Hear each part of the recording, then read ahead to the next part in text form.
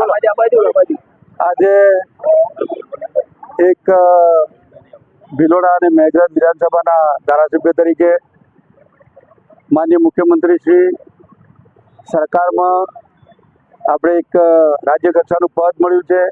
ત્યારે જનતાને હું ખૂબ ખૂબ અભિનંદન આપું છું અને આ વિસ્તાર પ્રગતિના પંથે રહે અને જ્યારે જ્યારે જરૂરિયાત ઊભી થશે ત્યારે હું આપની પડખે ઊભો રહેવાનો છું અને જ્યારે આ મારા કાર્યકર્તા ભાઈઓ અને બહેનો જ્યારે આટલા 25-30 વર્ષ સુધી આ એક ભારતીય જનતા પાર્ટીના એક મંત્રી તરીકે આપને આશ્વાસ કરું છું કે આ વિસ્તાર હર હંમેશા આગળ વધે, પ્રગતિ કરે અને આ દિવાળીની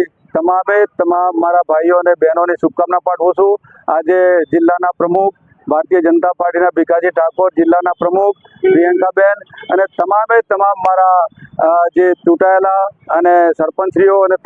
તમામ ગ્રામજનો, ભાઈઓ અને બહેનો અને મેઘરજ તાલુકાની તમામ જનતા મને જ્યારે ચૂંટણી મોકલ્યો ત્યારે મારું દાયિત્વ બનશે કે આ વિસ્તાર આપણા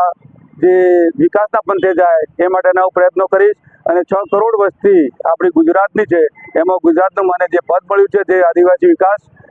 વિકાસ અને જે નાગરિક પુરવઠા વિભાગ મળ્યું છે, ત્યારે આખા ગુજરાતની જનતાને મારાથી થતા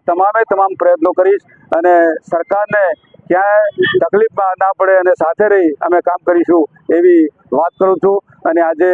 આ માનનીય પ્રધાનમંત્રી શ્રી, માનનીય જેપી નડ્ડાજી, માનનીય